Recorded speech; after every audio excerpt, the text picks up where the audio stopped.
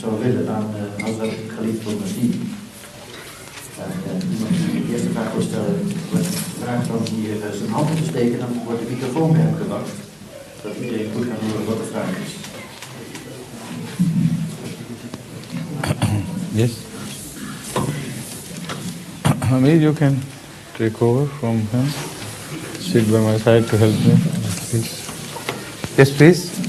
Microphone should be provided. The same? Yes. Okay. Is this working? The one you have given me? Yes. I wonder. Central in Buddhism is love. Central in Christianity is love. My question to you is, what is central in Islam?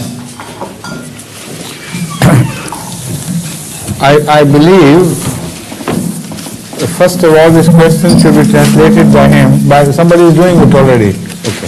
Okay. No, this is not for him. I have got my microphone. You can keep it. You see, central to all religions should be God. Otherwise, religion is meaningless. So it is just an artificial, man-made division that central to this religion is this and central to that is that. The Holy Quran has taken up this question very clearly. And according to the Holy Quran, all religions which appeared at different times in different countries of the world were originally from God. And central to them were three things. Number one, worship of God, submitting to Him without condition, completely, to His superior will. And second, after this, was to believe in the unity of God, unshared, unsplittable. He is the ultimate of everything, and none shares anything with Him until He Himself decides to give something over, pass it on to something. That is the unity of God, the worship of God, and the third is to spend in the cause of the poor, your fellow beings, for the sake of Allah. That is, for the sake of God, to share your happiness with your fellow human beings and share their miseries with you. This is the essence of all religions according to Islam. So when we look at Hinduism and Buddhism and Christianity, Judaism, whatever name you give, we always find these central threads in the original teachings. As far as love is concerned, some religions had to overemphasize it because of some historical problems. In case of Christianity, the problem was that Judaism, which had got distorted by the time of Jesus Christ, that Judaism, which had overmuch stressed on revenge and almost for bad forgiveness, that was the situation where love had to be emphasized as much as you find it in Christianity. But it was a temporary, time-related situation. It could not be permanent, because to make it permanent was against human nature. For instance, in this regard, you find in Christianity the teaching that if anyone slaps you on one cheek, offer the other one. If somebody grabs your shirt, offer the coat. These are my words, but the essence is that found in the New Testament. We, as Muslims, are made to look at it with respect, not with criticism. Although at this time we find it a very impractical formula to solve the international problems.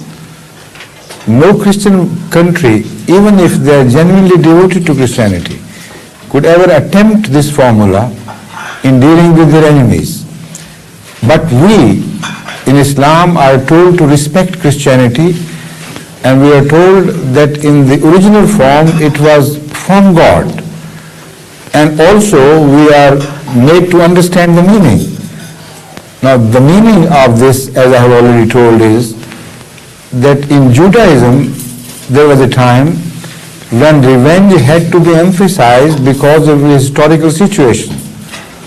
At the time of Moses, there was so much oppression of the weak Israelites who were almost enslaved by the superior nation under which they were serving, almost like beasts of burden. If Judaism had permitted them to forgive, the weakness in them, the psychological complex in them, would have told them that we must forgive, while it would have been cowardice, not the superior quality in man to forgive. Forgiveness is only beautiful where you can take revenge and then forgive. They could not take revenge.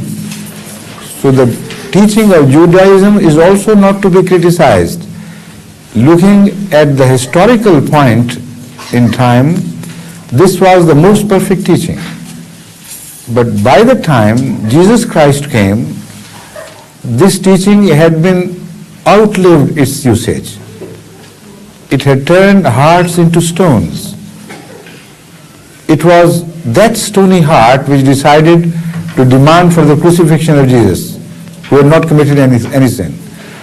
So Islam teaches us to look with respect all the teachings at the sources and declares they are all from God. So the love part in Christianity is emphasized because of the Jewish background.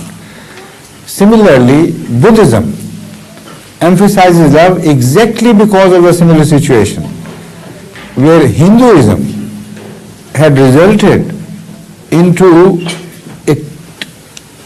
even more cruel than Jewish attitude to life. If you read the history prior to Buddha of what was happening in Hinduism, you will shudder with the atrocities which were taught to them in the name of God to be committed against scheduled castes, against this, against that. And that particular stage in time of human history demanded a teaching very similar to that of Jesus. And this is exactly what happened. Some people, when they find similarities, they are confounded. They say, who learnt what from whom?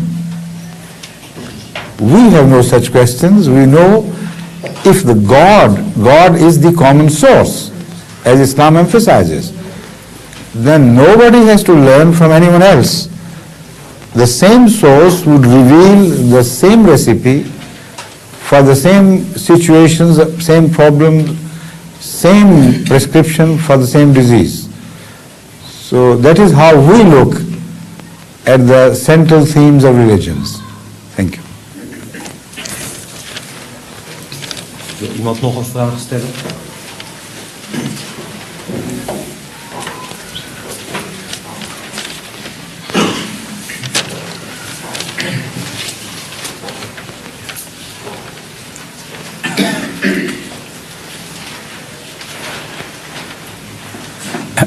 I would opt, before the second question, I would opt another thing to be added to make this picture complete. What did Islam say after Judaism had emphasized revenge, after Christianity had emphasized forgiveness and love, even of the criminal? What was the Islamic teaching? Now I'll tell you exactly what the teaching was and invite you to try to improve upon it, very genuinely and fairly. Then you will understand where Islam stands in the comity of religions. The Holy Quran says, if somebody wrongs anyone, he has the right to take revenge, but only to the degree that he has been wronged. But forgive